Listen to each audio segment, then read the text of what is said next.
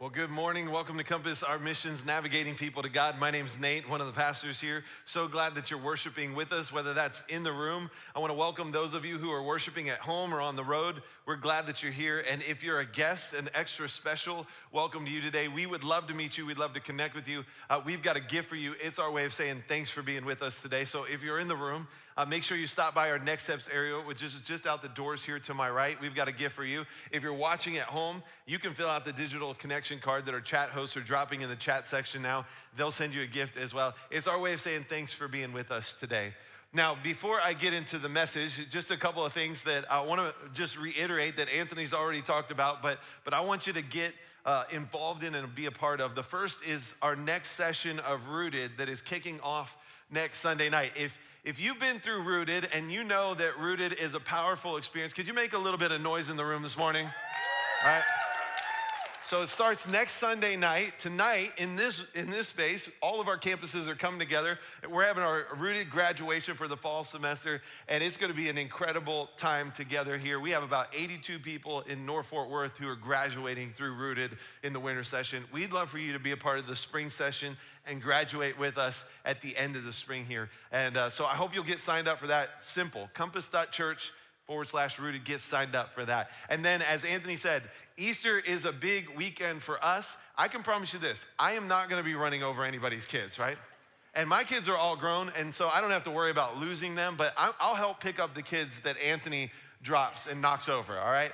Because I'm that kind of guy. So we want you to be here for the Easter egg hunt. We want you to invite someone you know to Easter at Sunday at Compass here. And it's an invitation that could change the life of somebody. So I hope that you'll take that seriously. You'll take those invitations that you receive and you'll invite someone to join you for worship here at Compass on Easter Sunday. We know as we end the end of March, it's really my favorite time of the year. It is March Madness, and it's one of my favorite times because of all these storylines that take place during this national championship tournament.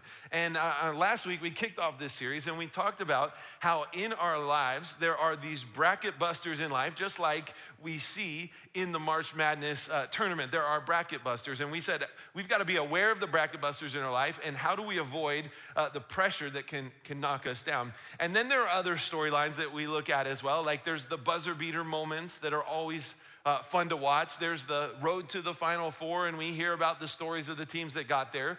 But probably one of my favorite stories around the NCAA tournament is the Cinderella stories. It's the team that nobody expected making it to a place that they weren't supposed to get to. And when you think back on old tournaments, a few years ago, it was the 2018 Loyola Chicago team with Sister Jean, the 98-year-old sister who sat courtside for all the games of this team as they made it all the way to the Final Four. I mean, this year, tonight, we're gonna see St. Peter's Peacocks hopefully beat North Carolina and make it to the Final Four as a 15th seed. Back in 2008, it was a team from Davidson that hadn't won an NCAA tournament game since 1969, that behind the hot shooting of a guy who maybe you've heard of before, Steph Curry, he ended up helping them get to the Elite Eight. And Steph Curry's story is a Cinderella story. I mean, he was an under-recruited, undersized guard who burst onto the scene as one of the best shooters in the game. But it wasn't just in the NCAA tournament. I mean, he's gone on to the NBA. He's won NBA MVPs. He's helped the Golden State Warriors win national championships for the NBA. He's even broken all the NBA three-point shooting records that are out there. And so when you look at Steph Curry's story, it has all the makings of a Cinderella story. And let's face it, we love a good Cinderella story, right? I mean, we love rooting for the underdog. We love rooting for David versus Goliath. We love rooting for the team or the person that nobody expected to succeed in some way, to achieve something in life that nobody would have thought was possible. And if I'm honest with you today, we all have these opportunities to have our own Cinderella stories as well. I think it's safe to say when it comes to Cinderella stories, it's about one thing. It's about opportunity. Because that's what we see in every Cinderella story, is that the person or the team takes advantage of the opportunity. And so I would even argue this, that opportunities are caught more than they are created. That's the thing that we have to understand about life. I mean, think about it. That's what you see in these Cinderella stories, is that they take advantage of the opportunity that is right in front of them. Actually, there's an OG Cinderella story in scripture that we want to look at today that I think could be really helpful for all of us when it comes to the opportunities that are placed in our lives and I hope that it will serve as this encouragement to do and achieve the things in our lives that maybe nobody would have ever expected or even anticipated. And when the pressure is on, when the stress is building, that we would be encouraged by this story to face that pressure head on. And the story that we want to look at today is the story of a woman named Esther. And Esther is a person who takes advantage of the opportunities that God places before her in life, and she does some pretty incredible things. And it's through Esther's story that I believe that we can learn to seize the opportunities that God places in front of us as well. So if you've got a Bible or if you've got a Bible app on your smartphone, go ahead and turn with me to the book that is named after our main character, Esther, today. And it's in Esther's story that I want to give you a little bit of backstory as we dig into it today, because we're going to move through pretty much the whole book today. But Esther is a story that is a book that is filled with all kinds of drama. In fact, when you read through Esther, it kind of actually reads like a movie script, because it's got everything from beauty pageants to assassination plots to murder, suspense, drama, you name it, it is in this story. And so since the story reads like a movie script, I decided that I would tell this story to you today, kind of like a movie of sorts. So I'm gonna break it into different scenes as we go through it today to help you understand the bigger idea that we wanna get out of this. So we open up to Esther chapter 1, and we'll call this first scene, well, we'll call it Animal House, because the story begins with a party that is hosted by the king of Persia, this guy by the name of King Xerxes. Now, for visual purposes, I told our team, hey, show me John Belushi from Animal House. Clearly, I'm dating myself because this is what they came up with, right? So, King Xerxes, he is a king who is not a very honorable person. There's no depth. He's not a free thinker. He's clearly a guy who has pride issues. And I mean, when you look at this guy's story, as we begin Esther 1, he throws a toga party for his birthday. But this isn't your normal toga party. This actually is a party that goes on for 187 days. It's 180 days of partying, followed by 7 days of a banquet to celebrate his birthday. This guy had some pride issues, right? And so the king, he spares no expense. I mean, he has the gold couches rolled out. He has all the finest table linens. He opens up the bar tab and he says, you can drink whatever you want for 187 days. So basically, when you look at this story, what you find is it's the longest frat party in the history of time, right? And so we get to Esther chapter 1 in verse 10, and look at what it says at the end of 187 days. It says, on the 7th day, when King Xerxes was high in spirits from wine, he commanded the 7 eunuchs who served him to bring before him Queen Vashti, wearing her royal crown, in order to display her beauty to the people and nobles, for she was lovely to look at. So what Xerxes does here is he summons for Queen Vashti to come in. And for Queen Vashti, I want to give you this image. We're going to go with Shakira on this one, all right? Because clearly, King Xerxes didn't think her hips lied. So some of you are tracking with me on that. But she gets summoned in to kind of dance before the king's guys there. And when she gets summoned in, she says, no way am I doing that. There is no way I am dancing before your frat party boys after 7 days of Miller time. It ain't happening. So, well, the king, in this moment, he's made to look foolish. Like, he's just been disrespected. He's been dissed by the queen, and he doesn't know what to do. So he calls in his advisors. He says, what should we do in this moment? And the advisors, they kind of huddle up for a minute, and they say, you got to do something, king, because the whole kingdom will be in an uproar if you don't do something, because she has just shown that you can disrespect and you cannot show honor to your husband, and we can't allow that to happen. And so we get to Esther chapter 1, verse 19, and this is what they say here. It says, so if it please the king, we suggest that you issue a written decree, a law of the Persians and Medes that cannot be revoked. It should order that Queen Vashti be forever banished from the presence of King Xerxes, and that the king should choose another queen more worthy than than she. So literally, right here in this moment, the king hands Queen Vashti these divorce papers. Literally, he's like, bye, Felicia, right? And so they're done. And scene one, we move to scene two. Scene two, we'll call The Bachelor. This scene is a few days later.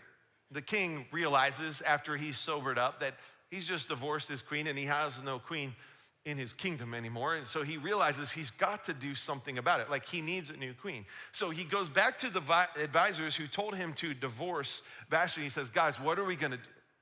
And these guys are like, you know what? We've got this great idea. Actually, we got it from these two guys, Jesse Palmer and Chris Harrison. They came up with this idea that you should bring the most beautiful women in the region to your city, and you start dating them, and you go on dates with all these women, and you do one round of it, and at the end of it, you hand red roses to the ones you like, and the others you just send home. And you just keep doing this, and you do this all the way till you get to two people left, and there's only one rose, and whoever receives the red rose, that is who you get to marry. And the king is like, this is a brilliant idea, right? And I know what you're thinking right now. You're thinking, I can't believe there was once a culture that believed that this was a great way to find true love, right? That's funny no matter who you are, right? And I know I'm offending all the Bachelor, Bachelorette fans in the room right now. But I get it, like it's all about the drama for you. It's reality TV, okay, so I'll give you a pass. Anyway, we could go on that for a long time here, but I gotta get back to the story. So all the beautiful women of the Persian kingdom get brought before the king, including this Jewish girl named Esther. Now for Esther, I'm gonna go with this, Carrie Underwood on this one, all right? Because Carrie Underwood, there's Carrie Underwood. I'm gonna go with her. And the reason I'm going with her is because when she went on the show American Idol, this girl from Oklahoma, nobody knew who she was, right? I mean, she was this unknown talent that comes on. She's beautiful. She has an amazing voice, and she surprises the world and wins American Idol. And that's kind of Esther's story. She's just this normal, ordinary girl. She's a nobody. She's a Jew living in a country that is not her own. But from the moment that King Xerxes sees her, he begins to fall for her. And so we pick back up in the story. Now we're in Esther chapter 2, verses 9 to 11. It says this. It says, she pleased him and won his favor. Immediately, he provided her with her beauty treatments and special food. He assigned her 7 female attendants selected from the king's palace and moved her and her attendants into the best place in the harem. Now, everything seems to be going really good for Esther in this moment. And then we get to verse 10. And there's a little caveat here that I want you to understand. It says this, Esther had not revealed her nationality and family background because Mordecai had forbidden her to do so. Now, we'll talk about Mordecai in a minute. And there's a reason why the author of Esther here puts this little note in here that Esther is a Jew. It really matters, and we'll get to that a little bit later. But what we see at this moment is that King Xerxes is literally falling for Esther, but he's not aware of her real identity. He has no idea that she's a Jew. And then in verse 11, it says this, every day he walked back and forth near the courtyard of the harem to find out how Esther was and what was happening to her. Well, eventually, King Xerxes, he ends up marrying Esther. She is the one who gets the final rose, right? She goes from a nobody to a somebody. She is this person who ends up becoming an outsider who is now an insider. She's the queen over Persia. It's a Cinderella story, but it's really just the beginning. Well, that takes us to the end of scene 2. We move to scene 3. I'm gonna call scene 3 today the blacklist. And it's here in scene 3 we get introduced to our next character, this guy named Mordecai. I'm going with James Spader's character, Raymond Reddington, on this one, right? And what we find out about Mordecai is that Mordecai is actually Esther's cousin, but he's ended up raising Esther as kind of a fatherly figure because Esther's parents died when she was really young. So Mordecai's become her father of sorts. And Mordecai's just like Raymond Reddington. He's the guy who's working behind the scenes all the while Esther is kind of moving through the bachelorette process. Right? And as this is all going on, Mordecai tells Esther, he's like, listen, I don't want you to tell King Xerxes about your Jewish heritage. You need to keep that a secret for a while. And this will be a really important thing as we continue through the story. And we'll look at why this matters in a minute, but look at what it says next. Esther chapter 2, 19 to 23, it says this. Mordecai was sitting at the king's gate, but Esther had kept secret her family background and nationality, just as Mordecai had told her to do, for she continued to follow Mordecai's instructions as she had done when he was bringing her up. During that time, Mordecai was sitting at the king's gate. Bigthana and Teresh. Now, I'm thinking this is like the Legion of Doom from WWF here, right? Two of the king's officers who guarded the doorway became angry and conspired to assassinate King Xerxes. But Mordecai found out about the plot and told Esther. So Mordecai's sitting outside the gates and he hears that these two dudes are about ready to take out the king. And he's like, Esther, you gotta let the king know. So Esther goes to the king and she lets him know, there's some guys in your court who want to kill you. And so she tells the king this, and then she gives credit to Mordecai, and the king says, hey, those two guys, arrest them right now. And he has them arrested, he has them killed. And Esther, she gets the credit for being the one to save the king. Actually, Mordecai doesn't. Now, what we do know is that when it comes down to it, Mordecai actually gets his name written in the king's annals, which is basically like the board business club meeting, booster club meetings for the king. And so it's noted that Mordecai had been part of helping save the king from this assassination plot, but he's not celebrated in this moment. And I want you to make a mental note of that because that will come into play a little bit later. Now, this moment for Esther is just the first of many opportunities that God places before her in her Cinderella story. But there's definitely a lesson that we learn right here in this moment, which is this. God will put you in places that you never thought you would go. You will be surrounded by influence and affluence and authority and power. And you want to know why? It's because God is calling you to something. But here's the key question we have to ask all of ourselves. I want you to write this down somewhere. All of us to ask when our calling begins to take shape. And the question I want you to ask is this. Is your character ready to support your calling? For Esther, she passes the first test, but it won't be the only one. Well, that kind of takes us to the end of scene 3. We move to scene 4. I'll call scene 4 the hitman. It's in scene 4 that we get introduced to another guy, a guy by the name of Haman. I'm gonna go with Joaquin Phoenix's character in The Gladiator for this one. So Haman, he gets expedited to this position of power in Persia as King Xerxes' prime minister. And with this position of power, he decides to issue a decree that anyone in the kingdom, whenever they walk past Haman, they have to bow down and they have to honor him. Everyone has to do this. And so this is the decree, this is the law. Well, guess who doesn't do this? It's our boy Mordecai. He decides that he is not bowing to this guy. In Esther chapter 3, verse 2, in fact, it says this, but Mordecai refused to bow down or show him respect. And of course, this egomaniac guy, Haman, he doesn't like this. And so rather than having Haman punished for it, he decides that rather than having Mordecai punished for it, Haman decides that because Mordecai is a Jew, he's going to punish the entire Jewish population that is living in Persia at this time. And so we get to Esther chapter 3 in verse 13. It says this, dispatches were sent by the couriers to all the king's provinces with the order to destroy, kill, annihilate all the Jews, young and old, women and children, on a single day, the 13th day of the 12th month, the month of Adar, and to plunder their goods. So literally this message goes out that everyone in the kingdom knows that on the 13th day of the 12th month, there is gonna be like a mass knockout of all the Jewish people. They're literally gonna take them all out. And they know they're about to die. Imagine living during this time knowing this is gonna happen. Well, Mordecai, he knows there might be someone who can save them. You know who it is, right? It's our girl Esther. And so he sends a message to her saying, listen, you've got to speak to the king. Like you've got to do something because if you don't, we're all gonna die and it's gonna be terrible and there's gonna be a ton of deaths that shouldn't happen, and you've got to do something, Esther.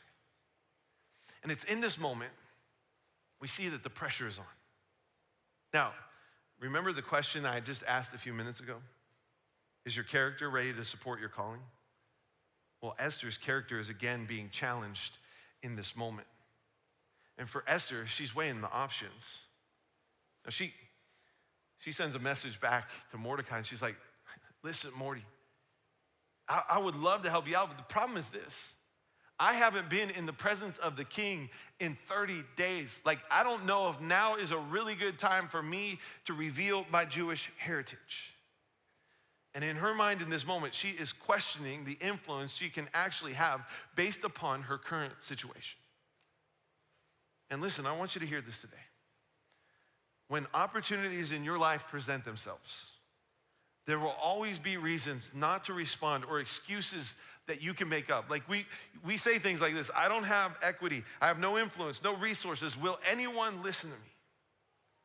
But it's what Mordecai says in return that I think are some of the most important verses in the book. I believe they're verses that are some of the most important verses that we can hear in Scripture.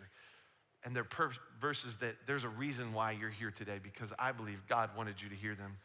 So Esther chapter 4, verses 12 to 14, it says this: when Esther's words were reported back to Mordecai, he sent back this answer. Do not think that because you are in the king's house, you alone of all the Jews will escape. For if you remain silent at this time, relief and deliverance for the Jews will arise from another place. But you and your father's family will perish. And who knows that you have come to your royal position for such a time as this? Now, Mordecai, he doesn't specifically mention God in this moment. But understand what he's saying to Esther here. He's saying, Esther, do you realize that the reason that you might be the queen of Persia right now, the position of power that you're in, is that maybe God placed you in this moment for such a time as this? And the Greek word for time here, it literally means this. It means to seize the day. So what Mordecai is saying is, Esther, you have got this incredible opportunity with the position of power that you have to make a difference, to do something, and your time is now. Don't miss this God-ordained moment. And I believe in our lives, we all have those God-ordained moments. But do you know why we tend to miss them? The reason is this. It's because we allow comfort to control our calling. You see, rather than seizing the moment, we lean into our comfort zone. Right? We don't want the pressure. We don't want the stress. We don't want the anxiety that comes with it. So we choose avoid fighting for justice. We choose not to help the poor, the broken, or marginalized in our lives. And while these are things that break our hearts, we refuse to do anything about it. But we've been called to so much more than that. Listen, friends, you and I, we were made for so much more than that. And that's what we see Mordecai calling Esther to in this moment. So this scene transitions from scene 4 and we move to scene 5. I'm gonna call scene 5 Goodwill Hunting or Carpe Diem. In a moment of courage, Esther, in a moment of courage, looks Mordecai square in the face, and she says this in Esther chapter 4, verse 16. She says, go, gather together all the Jews who are in Susa and fast for me. Do not eat or drink for 3 days, night or day. I and my attendants will fast as you do. And when this is done, I will go to the king, even though it is against the law. And if I perish, I perish. Now, I want you to sense the difference in Esther from just a few moments before. I mean, she's moved from comfort to courage here in this moment. And she says something that I think is powerful. She says, if I die, I die. Look, if maybe you're here today and you're thinking about a time in your life, or maybe you're at home and you're sitting there and you're going, I remember that time where I chose comfort over the calling that God has for my life. I chose comfort over courage. And maybe as you think about that moment, you're regretting it. I want you to hear this today, all right? Like Esther, you are just one brave decision away from the most significant adventure of your life. And that could be different things for different people here today. For someone here, it may be to start that nonprofit that you've always dreamed of. Maybe it's to foster or to adopt. Maybe it's to be more generous than you ever have before. Maybe it's to share your story with someone you know who needs to hear it. Maybe it's to stand up for what is right, even though you'll be criticized for it.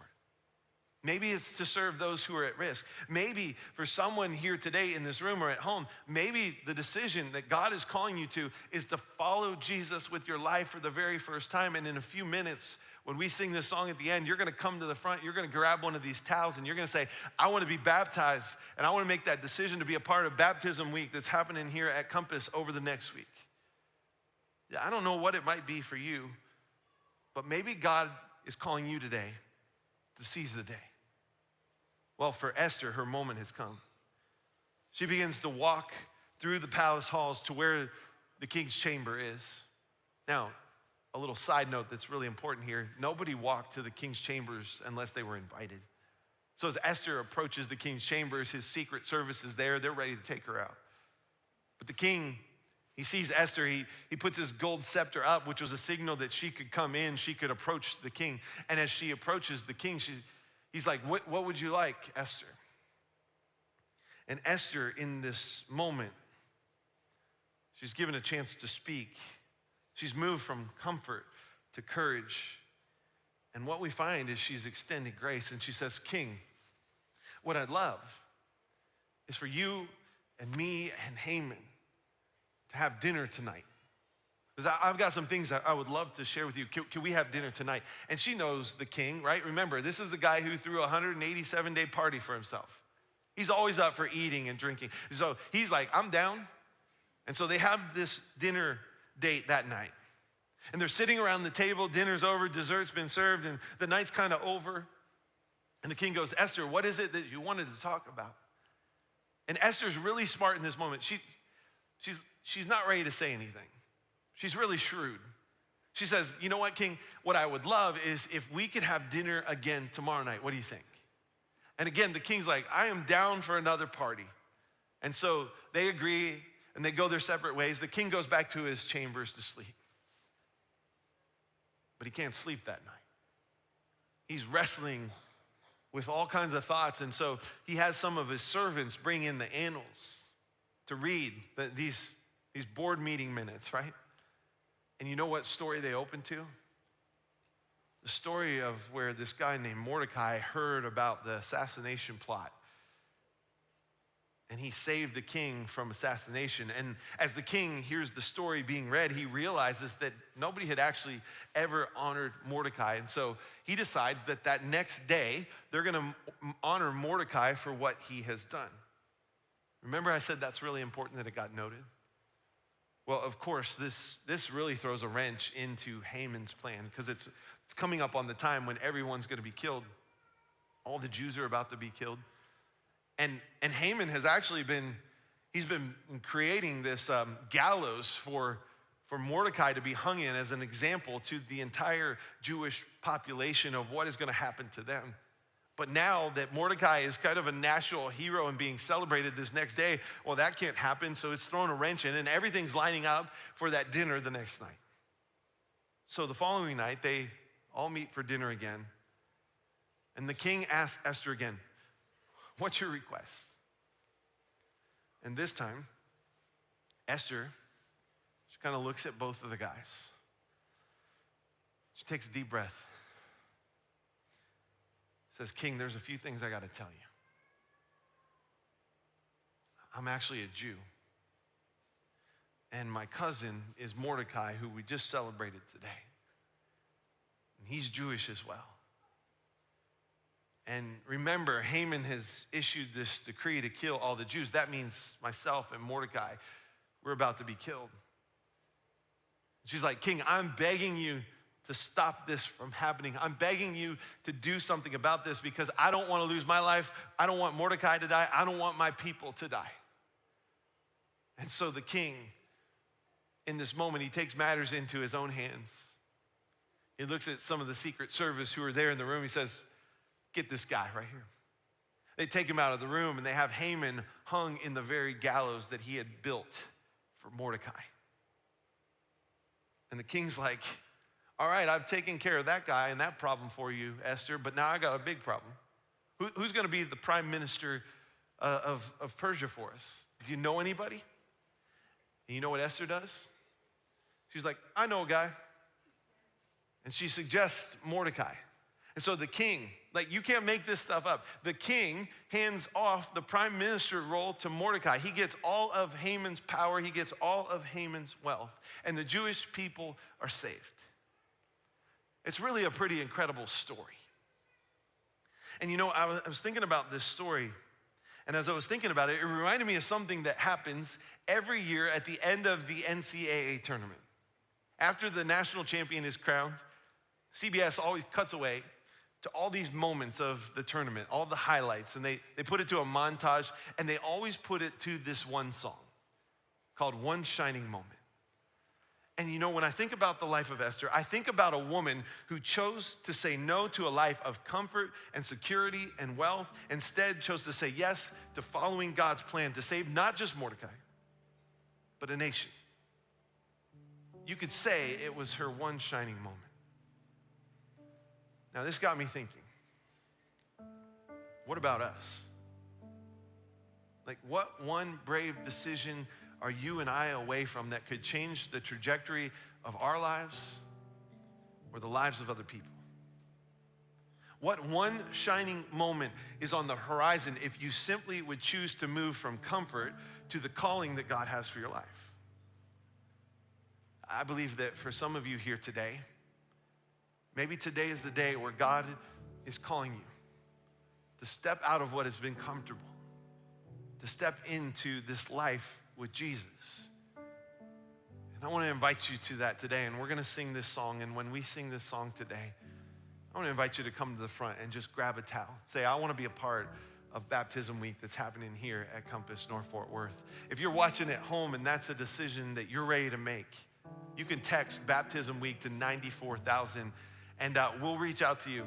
And if you're local in the area, we'll figure out a way to get you baptized. We'll schedule a baptism. If you live out of state, we'll buy plane tickets and we'll come to you because we want you to have that encounter with Jesus. Maybe that's where some of you find yourself today. I believe that maybe God is calling others of you to start that nonprofit or that business or that ministry that has been on your heart for some time. And maybe today is the day where God is saying, for such a time as this, today is that moment. Maybe God's calling some of you to be a community group leader here at Compass North Fort Worth to help other people find community and find that value with others around a circle. Maybe for some of you, God, the courage that God is asking you to take is to get signed up for Rooted, which starts next week. And you've been thinking about it, but you're like, I don't know. I don't know if I want to share my story. I don't want to do this. I don't know. Maybe that's what God's calling you to. I also know that God is maybe calling you, some of you, to serve here at Compass North Fort Worth. Maybe that's in Compass Kids or with Compass NoFo students on Wednesday nights. It's with our production crew. It's with our first impressions in our serve team. I don't know what it might be. Maybe God's calling you to be more generous than ever before. I know that in this room and at home, the reason that you are here today, that you tuned in at home, is that because God has been inviting all of us for such a time as this to make a difference. So today, as we sing this song, here's what I want to invite you to do. I want to invite you to choose to declare something. I want to read this to you. And as we sing this today, I just want you to say, God, use me. Here I am. Use me. Or God, give me the courage to do what you've called me to. But here's what I want to read over you. Today, I am taking absolute control over my personal responsibility for such a time as this. Today, I'm choosing to maximize whatever potential God has given me. Today, I choose to refuse to be average. I will wage war against average. I won't settle for less. Today, I'm choosing my calling over comfort. Today, I know that God has chosen me for such a time as this. And so as we sing this song today, I just want you to lift that up in prayer to God. God, I am here for such a time as this. And I know that you have called me for such a time as this. And I want you to use me, God, for such a time as this. And so we're going to stand right now in the room.